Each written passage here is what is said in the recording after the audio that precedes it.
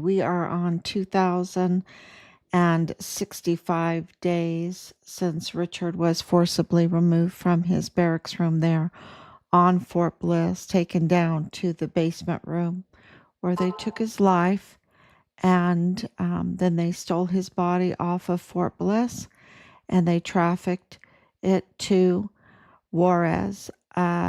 Evidence indicates that it is at Plenitude Crematorium and it is being held hostage, and evidence indicates that his remains, that his organs were harvested. And we know that the bodies there, over 400, that are now being processed and identified very, very slowly, because we are dealing with a narco state that this is the crimes that they created, and they're supposed to be investigating the crimes that they created. So that's why this is the vicious negotiation for the repatriation of our son, the Fort Bliss whistleblower soldier, Richard Halliday. And today was a big day, y'all. Gosh, I am overwhelmed. And I think that that's what you're going to see as all this information comes out, just this overwhelming feelings that it's so hard to explain, because we've all been waiting so long for accountability, right? Justice grinds slow. This is the verse that or saying that I've had on my mind today, because it is so true. Justice grinds slow, but it grinds fine, right? And so we've been waiting, and not just waiting, but actively doing everything that we possibly can to help fuel those wheels of justice, right? The wheels of justice have to be greased, and to help them move forward. And they move slowly, but when they start, well, they grind fine. They grind fine.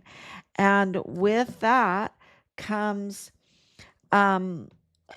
days like today, that I'm going to get to days like today, where you have been waiting for, and you see courage coming out in official positions, or where you can use in court cases and everything. And I'm talking about Martin Paredes of elpasonews.org, elpasonews.org.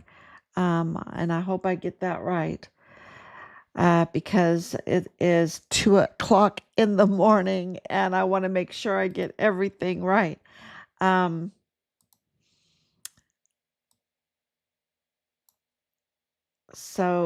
Because what he did, elpasonews.org, I got it right. Okay. What he did today was just jaw dropping. We've been waiting for a long time, and we want to add to it, right? We want to add to it. So if you haven't been to elpasonews.org, you please go there.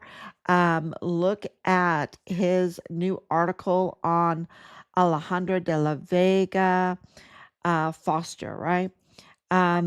It's just insane, because he has the dual citizenship up there, the dual appointments within the government of the Texas governor, and then the appointments within the Chihuahua governor's office. That is a narco government. Okay.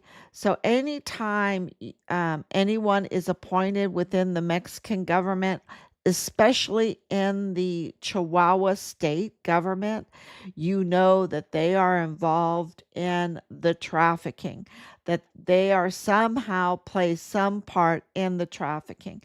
And so we have major arrests going on right now with the arrest of Bertha Duarte Fong, right? The Fong, the Fongs, they own the Dreams Cabaret, okay? The Fongs Mayela, not Fongs Mejia, the Fong Mejia family that is connected to Delia Briones, the El Paso County clerk. That family owns um, Dreams Cabaret, the strip joint beside the empty lot where they have the massive storage shipping units that was identified in the congressional by um, Secretary Kennedy as where they would drop off these unaccompanied migrants, trafficking children at strip joints, at vacant lots where they would have shipping containers, right? I mean, it's just, when that was going on, when that testimony was going on, I just can't even tell you all the emotions that we felt because he identified exactly um, where Leilani Hart was getting her mail, where Leilani Hart and James Hart was registering their vehicles. And of course, these are the prime suspects being Dallas Hart was Richard's platoon leader, and he is the prime suspect in the taking of our son's life. And so connecting this all together with Bertha Duarte Fong being arrested for embezzlement, taking Mexican government funds, which means taxpayer funds. So uh, the Chihuahuan taxpayers would be charged money that would go into the coffers there in Chihuahua, Mexico, and that money would be used to enrich these philanthropists or these governors or I mean Governor Maru Campos right now is building a $31 million mansion. Okay, $31 million mansion. Now, eh, do I you know am I jealous of people that have money? Do I want them taxed? Do I want No, the thing is we know that she was engaged in embezzlement.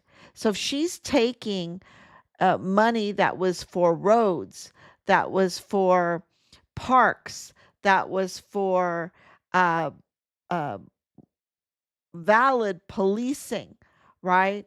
That was for um, building industry or whatever that the Chihuahuan people had agreed upon, right? If she was taking that money and pocketing it so that she could build herself a $31 million mansion, that's wrong. That's wrong. Okay, that's called embezzlement, right? And now we know that the Duartes that money, they were embezzling so much money, and they were also engaged in the Plenitude crematorium scam, right? Because Maru's mother was the oversight for that Plenitude crematorium, and she allowed it to run in filth without running water, without air condition, without license, without permits, without it could just be a narco body dumping ground. And what were they doing with over 400 bodies, right? What were they doing with those while lying to families, giving them urns full of crushed um, pulverized construction material or even dead animal bones, right? And what were they doing with these bodies? Um, t- uh, Putting forth, like humanitarian aid. Oh, we have so many unaccompanied or so many unidentified migrants that have died. Give us money, and then recycling. And they had this control of what is it, like a dozen transnational operating, or even just in Mexico, funeral homes, and they're messing with all these dead bodies and scamming the families. Can you imagine? This is sacrilegious. This is inhumane. This is crimes against humanity. And they are embezzling money on top of that. And that money is ending up in the United States, ending up in El Paso, Texas. And I wonder if it's going into West Star Bank, right?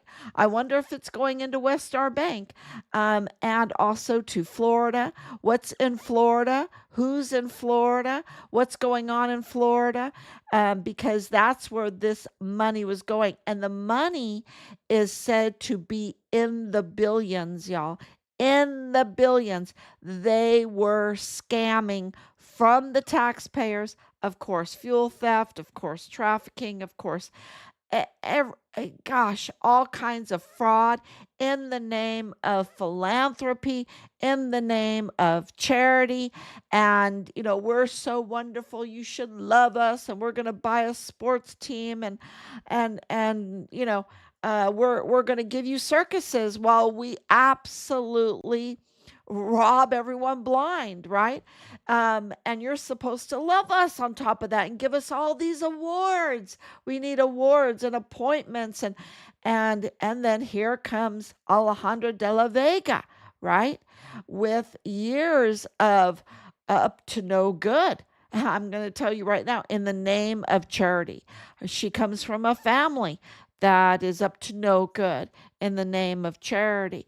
And she gets appointed by Governor Abbott. And we know, I've told you over and over again, Governor Abbott is is compromised. He's so compromised. None of this could have happened under his watch if he wasn't compromised. None of this could have happened. What has happened in these years, right? None of it. And so, he, had to schmooze her. Oh, Alejandra, come and I'm going to give you a gubernatorial appointment that you can have. You know what that does? That gives you access. It gives you access to databases. It gives you access to people in high places. It gives you access. And of course, security. And also, it gives you leverage on what's going on, what bills get passed, yada, yada, yada. So, and then that's in March, right? Uh, March, and then she turns around and gets appointed to the say what's his name, Corral, Governor Corral's, um, Javier, Corral's administration in Chihuahua, right? In Chihuahua, the narco state, right? The narco state. And he's supposed to be the anti-corruption. And I don't know if she sweet talked him, or she was paying for his campaign, or what she was doing. But what happened with that is, not only is she over economics and all that, but she was also given a place on the boards for security, for Chihuahua, for Juarez, and allowed to operate out of Juarez, so she didn't have to commute to Chihuahua.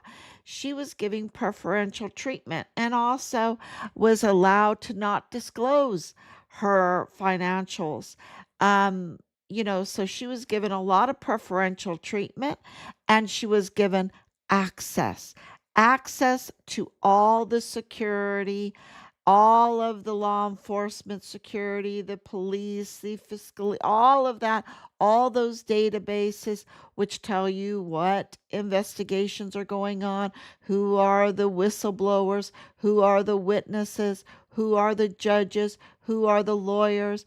Um, and it's, gosh, which, I forgot to mention with Bertha Fong that, Maru Campos right now, who we have evidence that she was engaged in embezzlement. Embezzlement for who? For Cesar Hargi, the prosecutor right now on her administration for Chihuahua, the prosecutor, and this prosecutor who benefited from embezzlement is supposed to prosecute um, pro, Bertha Fong for embezzlement. I mean, you can't make this stuff up, right? You can't make this stuff up. So, and of course, this is all the same group that Alejandra de la Vega, being in Juarez, working out of Juarez, having to deal with Carlos Manuel Salas, the prosecutor for the North Zone, which is Juarez, who was living in the United States. They're all doing, how many are living in the United States, dual citizen, but are they spies, foreign agents? What are they? Because it is so wrong. It is so wrong, and illegal, and illegal. And we know that Carlos Manuel Salas has a home and car and registered his class S or whatever there in El Paso. And we know that Cesar Duarte, with his wife Bertha Fong, uh, owns tons of properties, tons of homes and properties in El Paso, in that borderland region, even there in New Mexico, right beside, adjacent to the J.E. Zorro Ranch, which was right next to Beto O'Rourke's family ranch, the Sanders Ranch. So, absolutely, this is like an amazing day. And I have even more information when it comes to Charlie Kirk's, what happened to Charlie Kirk and everything. But we need to stay focused on this because this is so big. This is so big. And I just can't even describe. Well, just to point out why it's so big is because it was Alejandra de la Vega, with her appointments and all of her power, that she absolutely had then access to General John Kelly, right? The Southcom general, the Marine general. That was, we gave everything to. We gave him our respect. We gave him our love. We gave him money. We gave him retirement. We gave him homes. We gave him transportation. We gave him everything, all kinds of privileges, right? And he was the Southcom general. Uh, you know, you, and then what does he become? Uh, a Secretary for Homeland Security under President Trump. Uh, it has becomes his, oh gosh, it's late. But anyway, he's right there in the inner circle with President Trump. And, really, I think what I remember of the whole time in my research, and we've been right all along, it seems that he was like an infiltrator, a counterintelligence, kind of like a Ray Velarde, putting in there's a lot of these spies that are in there, or traitors. I would call them traitors, mutiny traitors. How do you describe these? I'm going to have to let the lawyers decide how to describe the treachery that General Kelly uh, committed against the United States and against our son's case. I have to tell you, against our son's case, because he targeted us. Um, but absolutely, he was right there to do good at the border. But you know what? He traded it all in. He had to, smear Donald Trump. That's President Trump. He had to smear President Trump. He did that. Remember how he did that? And he left. And guess where he went? He went with his company that provides shelters for unaccompanied minors. He went over there with Alejandra de la Vega to get a spot on the Chihuahuan narco governor's administration there in Mexico. So, I mean, he went full circle treachery, full circle traitor. And of course, um, it was his command, and because he was security advisor for Chihuahua governor. So absolutely, he knows what happened to Richard, and is up to no good. Is up to no good. He really went down to hell. Uh, Full circle treachery, and then down to hell. And Alejandra de la Vega, she's facilitating it, right? She's facilitating the path to hell. And when you look into all the things that she's involved in, it's like they manipulate disaster and crisis in order to profit off of it.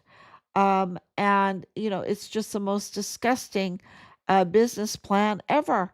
It's only demons would make business plans that are revealed by looking at what she's been doing. And so I'll let you decide because this embezzlement, the trafficking, the drugs, the grooming of young girls, the crisis pregnancies that are brought to La Diabla, the Plenitude Crematorium where they dispose of in rat infested, filthy.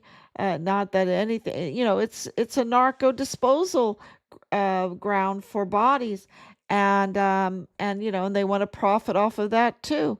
Every which way they want to profit off of, and it's all about serving money, I guess, serving money and power. And you know what God says about that. But that's what this is. It seems like they want this position, they want this money, uh, you know, and they don't want to do it the legal way. They don't want to do it in the benefit of the people. What a real market would have you do is succeed by giving people what they really want, right? No, they manipulate and they steal and they embezzle and they create crises and then uh, pretend like they've got the answers for the crises. And then they call it charity, right? Then they call it charity and philanthropy, and it really all it is just a bunch of demons that are trying to eat the people, right? That's really, and that's what Gabriella said, right? That's what Gabriella said. So, just a wild, wild day. And let me make sure I have a few notes here. Make sure. Oh yeah, you could go to El Paso Times and see uh they reported on both of the appointments for Alejandra de la Vega. Um, and it's just really shocking when you see March 30th, right, 2016, big deal, and then October of 2016. Um, yeah, you really see what's going on. Um, So please go, and let me turn it on so you can see it. So if you go to our site, and it's, yeah, if you go to our site, Alejandra de la Vega Foster appointed to State Commission, and then de la Vega Foster to head government agency, and this is the Mexican government agency. But I'll tell you what they did, and I think I already did, and I'll repeat it just in case, is they put her in charge of security, and that's where the whole General Kelly came in. So I think I did say that to you. Oh yes, I almost forgot about this, where um, they caught two big 18-wheeler tanks, tanks coming through the border with stolen fuel without any paperwork. That is really crazy, and we'll have more information on that. It seems the company is Felix, but they've really covered for themselves when it comes to this stolen fuel. They seem to be really good at it because remember Cesar Panecha here. He was all about the stealing the fuel for his Grupa Grupa Carvel, right? Grupa Carvel that he would then sell the oil at or sell it back to Maru Campos. Yeah, but absolutely, General John Kelly was working for Maru Campos as a security advisor. It just what it's just it's there's a reason why we call them foreign agents or operatives or spies or whatever. I mean, really. Um, so let me see. This is, of course, uh, Bertha Fong right there that was arrested in El Paso, and really it's more and more people are starting to cover it, and we wanted to um, uh, make sure people saw that it was being covered by the media because they can't hide it any longer, and that is what is so beautiful about all of this, is that they just can't hide it, and that means we're getting closer and closer and having more leverage to get our son's remains repatriated, to bring him back home, and that is our number one goal in this, because we know if we bring him back home, these these absolute monsters will be exposed, will be absolutely exposed, and that will really help um, both the U.S. community on the north side of the border, and then the Mexican community on the south side of the border. We will all be better off with these people exposed and held accountable for what they've done. So, let's see. Oh, yeah, I can't get over this. She's swearing allegiance to Chihuahua. I got to read it right there. Oh, yeah, swearing allegiance to Chihuahua. This is the problem with the dual citizen. And this is the elpasonews.org article that is a must read. It is a must read. Now, Martin Paredes doesn't have as much information as we do. And so he's going to leave you a little short there, but you can fill it in with the Mormon faction, right? The Mormon faction philanthropy in the name of charity, all the trafficking and the connections with Fort Huachuca and Fort Bliss and Zorro Ranch and Beto O'Rourke's family ranch and the Duartes. You can put it all together. Absolutely. But what he did was absolutely courageous and magnificent. So we really appreciate it.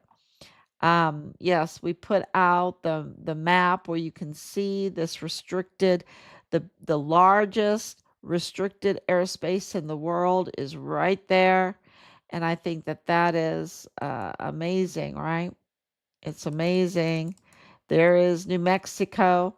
right? There's New Mexico. Here's Texas, right? Texas is El Paso, but oh, that's Juarez. Texas is El Paso, and then you can go up here is all New Mexico. All of this is New Mexico. You can see Fort Bliss, and this is Beto O'Rourke. So this border here, I should have done a little bit better, but it really does show you. Um, the scene better. I really liked the way this turned out, so that people could get a. And there's Cesar Hargi, the the benefactor from the embezzlement. Um, swearing to the Chihuahuan people that he is going to uphold the law and protect them, and then he's just rotten to the core, and involved in obstructing justice in our son's case. Okay, 100%, 100%. So I hope you absolutely go to this article too and share it. Share it. Absolutely. Oh, yeah. The Justin Underwood. No, this is not Justin Underwood right here, but at first glance, for just the spirit of it, we were like, oh, is that Justin Underwood?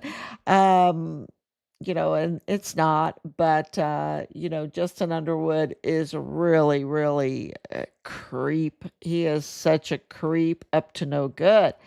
Up to no good. If I call someone a creep, I mean that they are being unlawful, okay?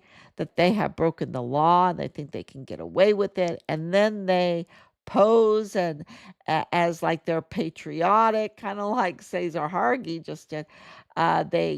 He advertises like he's such a patriotic family. His wife was working with La Diabla's family for Beto O'Rourke. Yeah, just very, very creepy, very creepy. And this right here is just absolutely, this guy's out of control. Out of control. If you haven't watched this judge is like, she took too much. I think she took too much before she held him in contempt of court and had him arrested. And he is squealing like a piggy, like a little piggy. He's squealing. You've got to watch it. It's just there's no respect in the courts. There's no respect in the courts.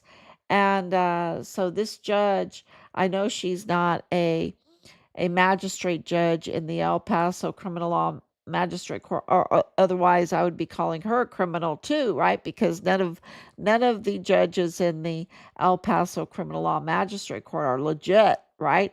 They're all there unelected. They're supposed to be elected according to the Texas Constitution. It's very clear since 2015. Any judge sitting on that bench needs to be elected. None of them are. They're all appointed. And so they're all illegal. They're all botched cases. Every case is botched. And when and please share that information, because when somebody has a case through that court and that all comes out, it is just going to be like an earthquake. Absolutely like an earthquake. So a hurricane. But anyway, she's not sitting on the El Paso criminal law magistrate court. So she's taking a lot of nonsense from this guy. And anyway, she does have him arrested, thank God. Um, and I think that is uh, what I really would love for everyone to share today constantly, especially on X. I'm needing to post more on X. Um, Everywhere you can, please post um, these articles that we're doing, the memes, everything. And because we're getting more and more information and because of it. So thank you so much, because we are a government of the people, by the people, for the people. And because of that, we drive them to do the right thing, even if we don't like them, even if they're compromised, even if they're stinky. We drive them to do the right thing. And so thank you for sharing. Thank you, Laura, so much for translating in Spanish. God bless you for that. That's just amazing.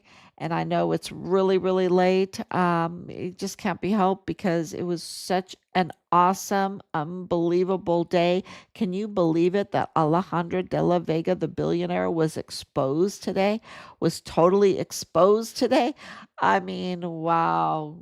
Give God the glory. Give God the glory and go over to see Martin Paredes at elpasonews.org. Give him some love because he did something really great today. Thank you so much. God bless